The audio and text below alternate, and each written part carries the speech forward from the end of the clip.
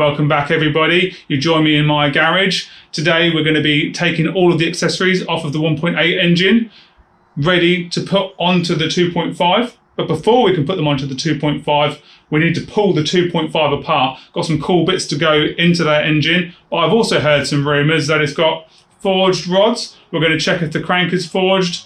I don't know, those are just some rumours that I've heard on the grapevine, but let's get stuck in and see what we find. So in order to fit the 2.5 into the MX-5, we need to take all of the accessories off of this engine, which is the 1.8. We need the intake manifold, all of the accessories, the alternator, the wiring loom, everything that you can see. This needs to end up as a bare block. We also need the sump and the engine mounts. So best thing to do is just crack on and start taking it all off.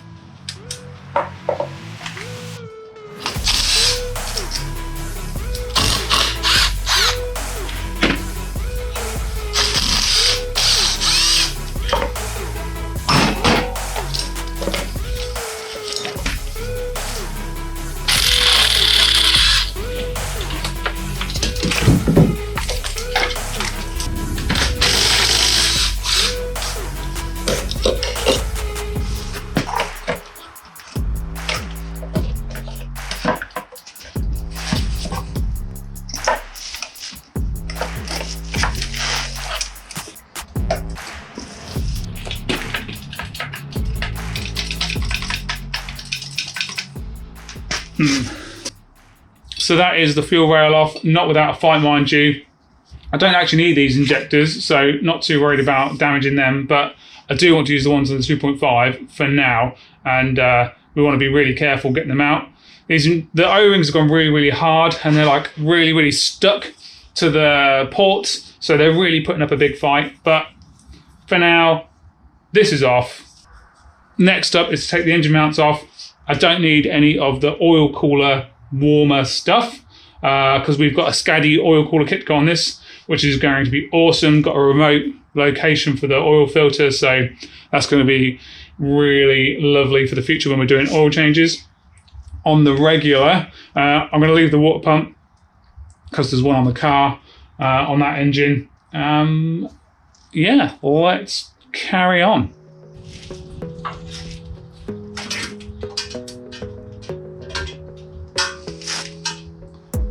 There you go, and that is the sump off. So I believe that this oil pickup is different on the 1.8 to the 2.0.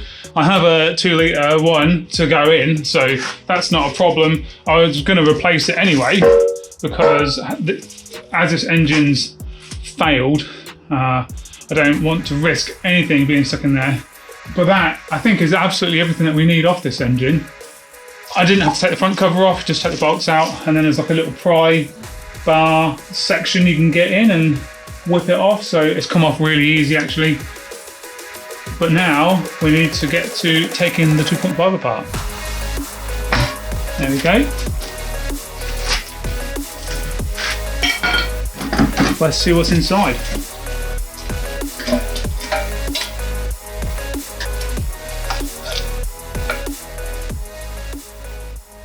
And inside this guy is immaculate compared to that other one, which was just horrendous. Nothing in here, so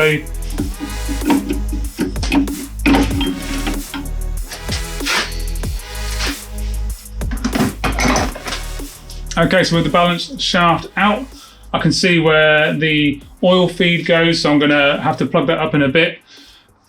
I need to drain the oil out of this, we're going to have to turn it over. What I can tell from the casting marks on the crank is that it is cast and it isn't forged. There's just like a little line running the whole way down. If it was a forged crank, it would have a big fat line the whole way from the forging process. But yeah, this guy's just a cast crank, doesn't change anything. Just would have been nice, but you know, we don't know until we pull these things apart. For now, I need to flip this guy over, drain the oil out of it, and then we can look to pull the head off. Okay, so that's the cam cover off. In this 2.5, the exhaust cam is the same size as the 2 litre. The intake cam is a little bit smaller. If you had a 2 litre, you could put a 2 litre cam in because it will, you know, dimensionally the engines are the same. But if you're going to those lengths, then you might as well go down the route of adding some aftermarket cams, because you know you're already this deep.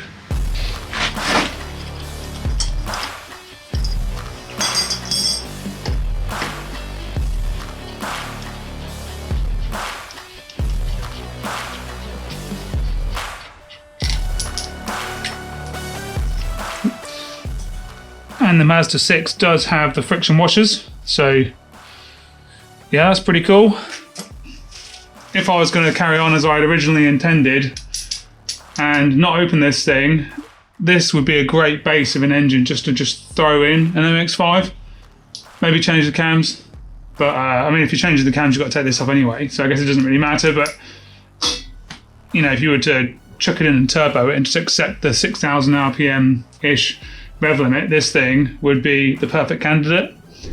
As well as having the friction washer, the trigger wheel is the same as well, so it will just work with a standard ECU. Wouldn't have to change the pulley, but we're going silly, so better carry on pulling this to bits.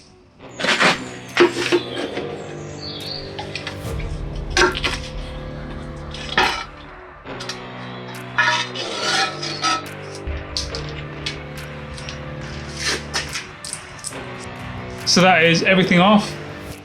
Let's get to pulling the head. Probably easiest if we get to pulling the BBT mechanism off now, because if we try and come to this a little bit later on, well, probably with the cam, once the cam's out, it'll be a bit of a bugger. So if we can do it, that would be helpful. Let's get a breaker bar on that.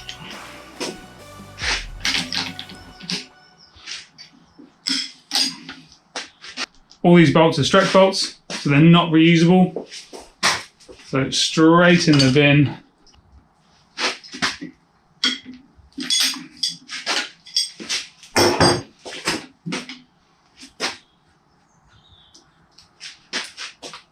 There we go. Free these guys.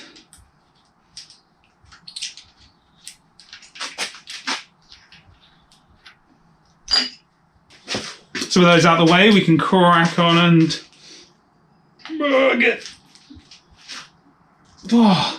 all these undone apparently. Bloody heck.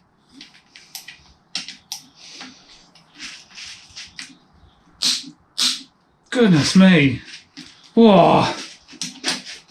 I might have to switch up to a different tool and then come back to this. God. There's...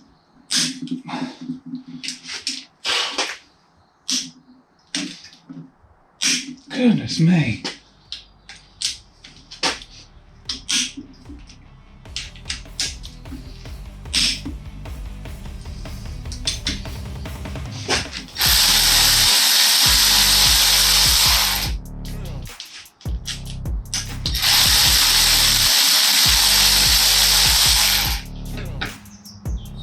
Well, whoopsie. There you go, there's our cams out. Time to pull the head bolts out. Oh.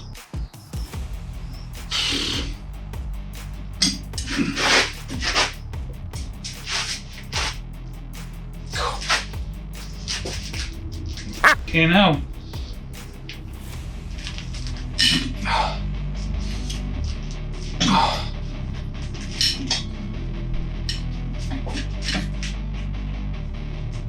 Goodness me. Oh.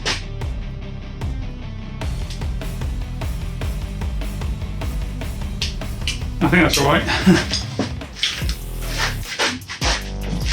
Oh, I'm used to breaking so many tools working on this car that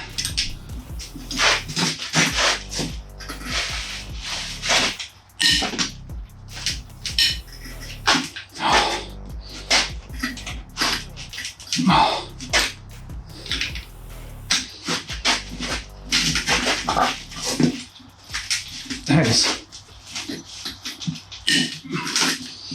1 minute later. Okay, well that's it for now. until I can go and buy a new tool. I don't know if you guys will see, but that is completely broken. So going to need an impact version of that. Or like a 1/2 inch, 3/8, whatever it is, 1/2 inch, 6-point tool, whatever it is. It's a T55.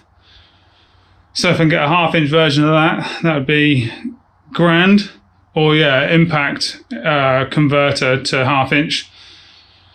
Because it has beaten me. It is very, very tight. So hopefully we'll come back tomorrow with the right tool and finish it off, because I don't have any more adapters. They're all broken.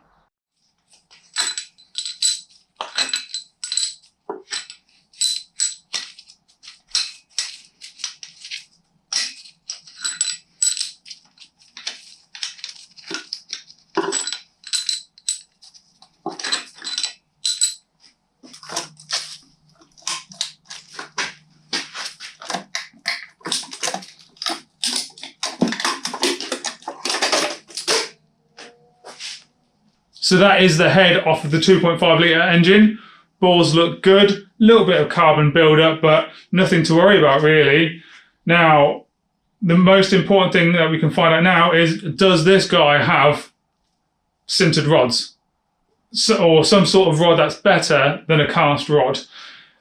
I'm also concerned that the connecting rods that I have, that the wrist pin is going to be the wrong size for these pistons. So there's no way to know that until we pull the pistons out. So we'll get the engine turned over, knock the pistons out and measure it up. So without even taking these connecting rods out, I can tell you that these are forged. So you can see how fat that line is there. That's an artifact of the manufacturing process in the forging, where I'm not sure of the exact reason, but you end up with this big fat line. On the cast crank, you can see it's got a really thin line, and it's not big and fat like this. So these are definitely forged. So whilst it is super interesting that this engine comes with forged rods in it, I was told, I wasn't sure, had to see for myself. We're going to be taking these out and replacing them anyway, because Max Speeding Rods have kindly sent us some forged connecting rods for this. And the reason that we're taking the pistons out is we need to gap those piston rings. Now, if we were doing a low boost setup, we could have got away with, you know, probably 7 PSI, something like that, and ran it all day long, and it would have been super under stressed. But we want to build this with a little bit of headroom, and in order to do that, we need to gap those piston rings, because the standard piston rings, the gap is too tight, and then we don't want them touching together and blowing a ringland. That would be really bad. So let's pull these out and get to gapping those piston rings.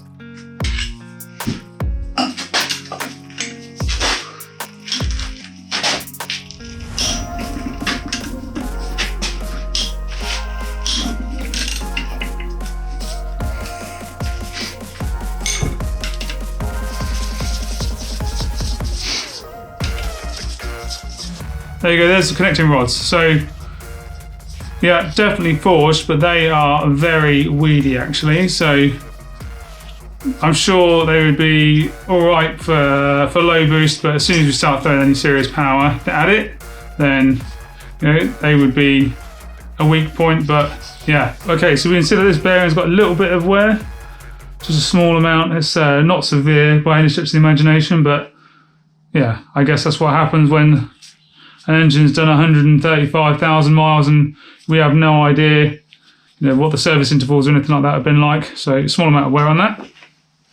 So whilst these guys are out, I'm going to chuck the oil control rings into the ultrasonic cleaner that James has kindly lent me. They're a little bit grotty, so it'd be nice to get those cleaned up. And then looking in here, we have got piston. So we've got like a gudgeon pin and a clip. So that's good, which means that they're not press fit, so we can reuse these pistons providing that the gudgeon pin is the correct size. There you go, there's the clip out. Okay, so these guys are coming out. I'm just using a 13mm socket on extension and just, there we go.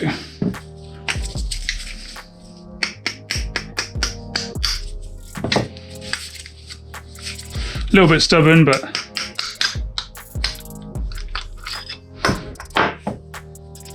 and there's a connecting rod off. Let's go grab a connecting rod and see if they fit. Oh, it's the wrong size. That is devastating. So that puts me in a bit of a predicament. The fact that the max speeding rods do not fit the standard gudgeon pin is a right pain. That means that the only way forward to use the max speeding rods is to actually put a set of aftermarket pistons in it with the correct size gudgeon pin. But as it stands, we've got a couple of options, a couple of different ways that we could go. I might just reassemble the engine, gap the rings. We know that these are forged and they will probably last 350 horsepower, something like that, as a guess. So they're going to be nice and strong. These pistons are low compression pistons anyway, so it'll handle it. We've got some big cans, as you know. But yeah, I need to know what to do next, because now that that's happened, I can't just reassemble it without buying more bits. So let me know in the comments what you want to do. Please like and subscribe. It will help the channel grow and get more suppliers on board and help us build some crazy builds. Yeah. Damn. See you next time.